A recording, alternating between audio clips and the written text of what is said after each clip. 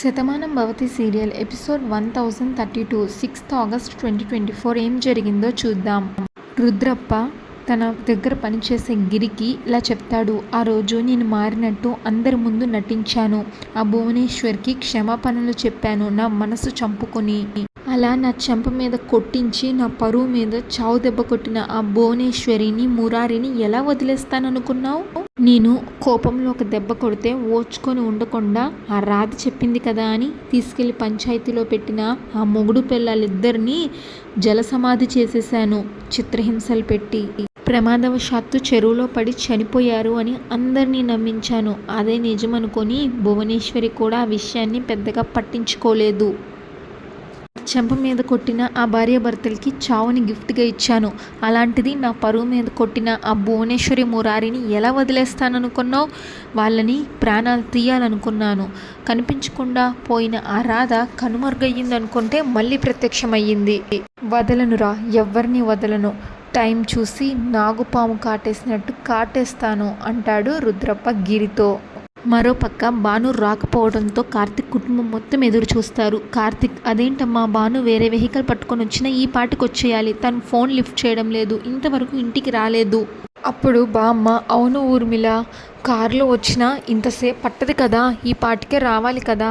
మనందరం తన గురించి ఎదురు చూస్తున్నామని తెలుసు కదా, కనీసం ఫోన్ అయినా మాట్లాడాలి కదా. ఏం మనిషో ఏమో అంటుంది బాధగా. అప్పుడు వాళ్ళ అన్నయ్య పార్దు, భాను నీ ఏం అనకండి బామ్మ, ఇన్ని రోజులు ఇక్కడ ఏం జరుగుతుందో అని టెన్షన్ పడింది. అత్తయ్య నన్ను క్షమించారని తెలిసేసరికి ఒక్కసారిగా టెన్షన్ అంతా రిలీఫ్ అయి ఉంటుంది. జర్నీలో ఉంది కదా, నిద్రపోయి ఉంటుందేమో, ఫోన్ ఏమైనా సైలెంట్లో పెట్టిందేమో, అంతేగాని ఇక్కడికి రాకుండా ఇంకెక్కడికి వెళ్తుంది అని పార్దు అంటాడు. అప్పుడు చాందిని, నిజమే పార్దు, వదిన ఈ ఇంటి గురించి ఆలోచిస్తుంది. ఇక్కడ సమస్యలన్నీ సర్దుకున్నాయి కాబట్టి కాసేపు రిలాక్స్ అయి ఉండొచ్చు, ఇంకొద్దిసేపు వెయిట్ చేద్దాం అని అంటుంది.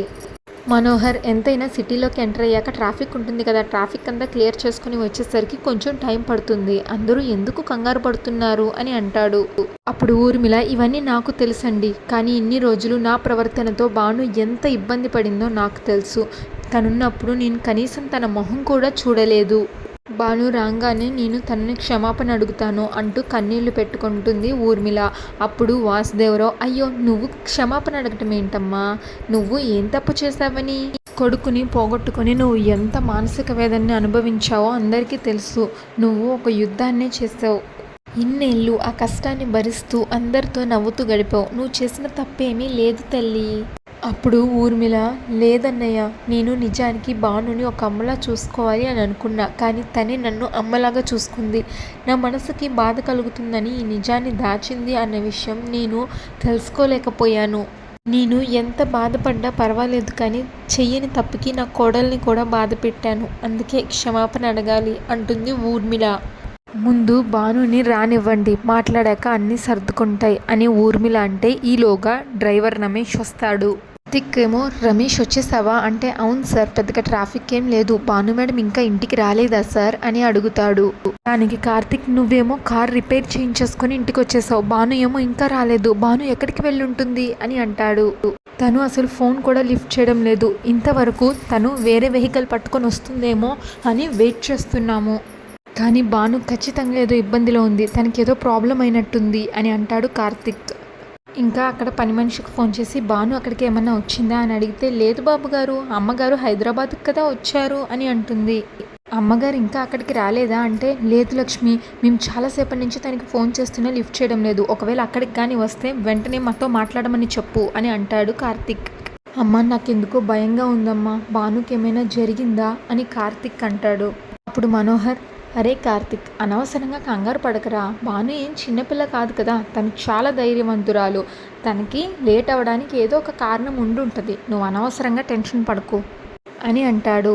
అప్పుడు ఊర్మిళ, టెన్షన్ పడకుండా ఎలా ఉంటామండి, ఇంటికి రావాల్సిన మనిషి ఇంతవరకు రాలేదు, ఫోన్ కూడా లిఫ్ట్ చేయడం లేదు, ఇది ఖచ్చితంగా టెన్షన్ పడాల్సిన విషయమే.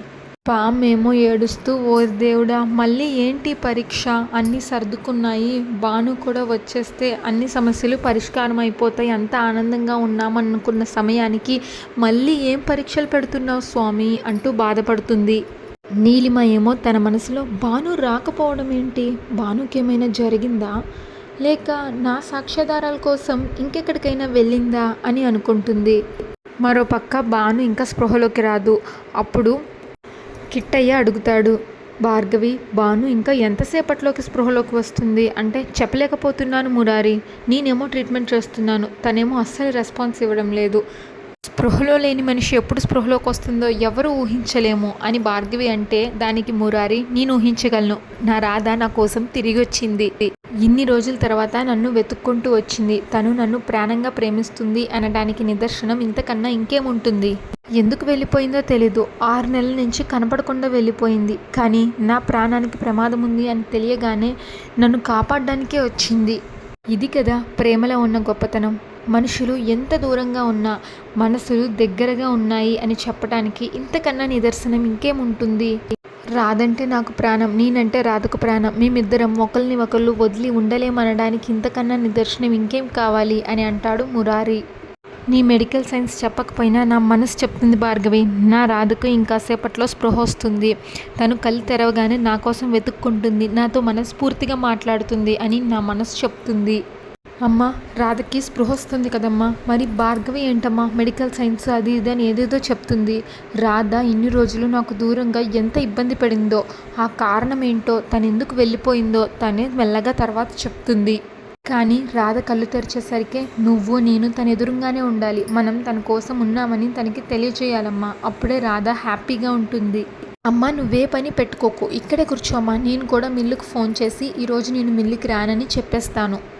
అక్కడి నుంచి మురారి వెళ్ళిపోతాడు. అప్పుడు భువనేశ్వరి అల్లుడు, ఏంటమ్మా ఇది, రాధకి ఎప్పుడు స్పృహ వస్తుందో తెలియదు అని డాక్టర్ గారు చెప్తుంటే ఎప్పుడు గంభీరంగా కనిపించే కిట్టయ్య మాత్రం ఇలా మాట్లాడుతున్నాడేంటి అని అంటాడు.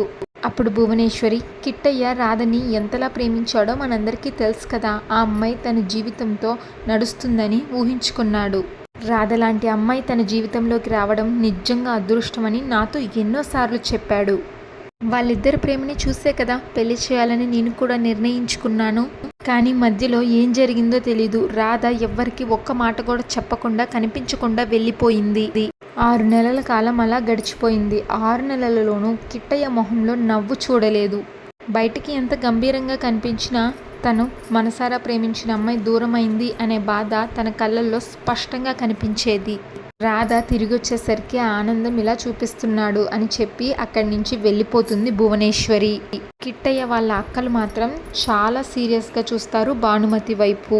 ఇంకా భువనేశ్వరి వెళ్ళి వాళ్ళ ఆయన ఫోటోకి దండం పెట్టుకుంటూ ఇలా వాళ్ళ ఆయన ఫోటోతో మాట్లాడుతుంది.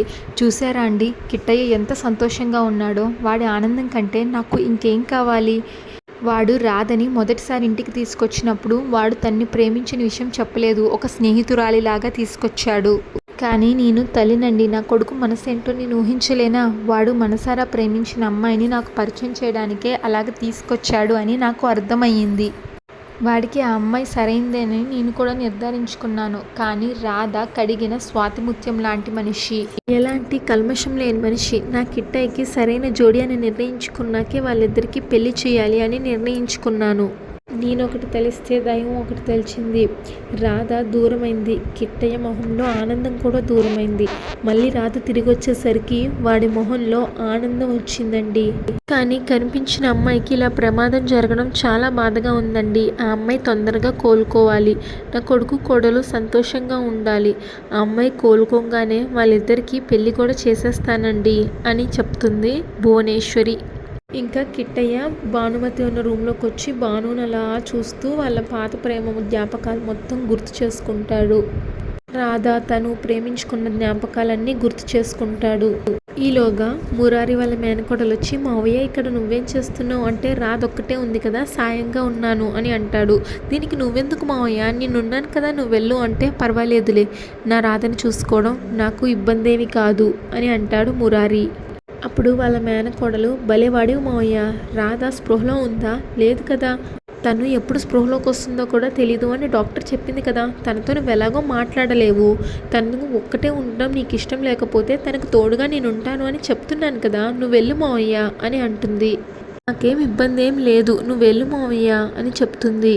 దానికి మురారి, నాకు ఇబ్బంది ఉందని నేనేం నీకు చెప్పలేదు కదా, నా రాధని చూసుకోవడం నాకు బరువు కాదు, అది నా బాధ్యత, నేను చూసుకుంటాను, నువ్వు వెళ్ళు అని అంటాడు. అప్పుడు ఆ అమ్మాయి, అది కాదు మావయ్య అని కన్విన్స్ చేయడానికి ట్రై చేస్తుంటే సీరియస్గా చూస్తాడు కిట్టయ్య. ఇంకా అక్కడి నుంచి వెళ్ళిపోతుంది ఆ అమ్మాయి. ఇంకా మురారి భాను చేయి పట్టుకొని, ఎక్కడికి వెళ్ళిపోయావు రాధా, నువ్వు దూరమైన ఈ 6 నెలల్లో నేను నరకాన్ని చూశాను. నువ్వు నాతో ఇంటికి వచ్చిన క్షణం నుంచి ఈ క్షణం వరకు నాకు అన్నీ గుర్తున్నాయి. క్షణం నుంచి నువ్వు ఉన్నన్ని రోజులు నా జీవితంలో ప్రతి క్షణం ఒక పండగలాగా గడిచింది. నువ్వు నాతో ఉన్నావని, నాతో ఎప్పుడు నడుస్తావని, నా ఊహల్ని పంచుకుంటున్నావని అని ఊహించుకుంటుంటేనే నాకు ఎంత సంతోషంగా ఉండేదో తెలుసా. నువ్వు లేని జీవితం ఎలా ఉంటుంది అని కల్లో కూడా ఊహించుకోలేకపోతున్నాను. నేను నీకు మనసిచ్చాను, నీ మనసు నాకు ఇచ్చావు. మనిద్దరం ఒక్కటే, ఇంకెప్పటికీ విడిపోము అన్న ఆనందంలో నేను బతుకుతున్నాను. కానీ ఒక్కసారిగా నువ్వు వెళ్ళిపోతే నా బతుకు శూన్యమైపోయింది. అందరిలో ఉన్న ఒంటరిగానే బతికాను. అందరితో మాట్లాడుతున్నా నేను మాత్రం నీ ఊహల్లోనే ఉన్నాను. నువ్వెప్పుడు వస్తావా, మనిద్దరం ఎప్పుడు మనసారా మాట్లాడుకుంటామా అని ప్రతి క్షణం ఎదురు చూస్తూనే ఉన్నాను. నువ్వు లేనన్ని రోజులు నాకు ఒక్కో రోజు యుగంలా గడిచింది. ఎందుకు వెళ్ళిపోయావో, ఏం కోపం వచ్చిందో తెలీదు.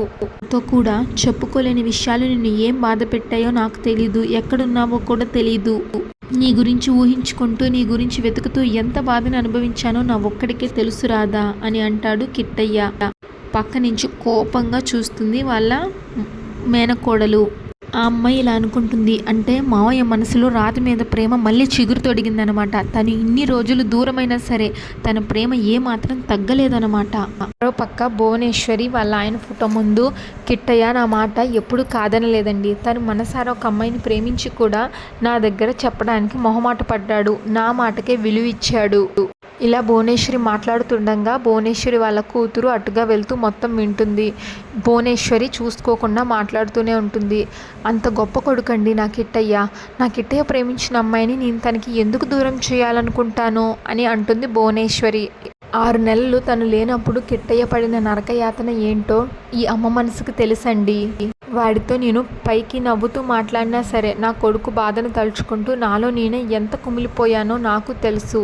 రాధా మళ్ళీ ఎప్పుడొస్తుందా అని కిట్టయ్య కంటే ఎక్కువగా నేను ఎదురు చూశాను. భువనేశ్వరి కూతురు ఈ మాటలు విని చాలా కోపంగా ఫేస్ పెడుతుంది. అంతటితో ఆ ఎపిసోడ్ అయిపోతుంది. ఇంకా నెక్స్ట్ ఎపిసోడ్ ప్రోమోలో ఒక స్పెషలిస్ట్ డాక్టర్ వచ్చి భానుని చెక్ చేసి కిట్టయ్యతో ఇలా అంటాడు, దెబ్బ బలంగా తగలడం వల్ల తన మెదడు మీద ప్రభావితం చూపింది. ప్రస్తుతం తనిప్పుడు కోమాలో ఉంది అని చెప్తాడు. అది విన్న మురారి అక్క జయ తన కూతురు ఎంతో సంతోషిస్తారు. మురారి షాక్ అవుతాడు.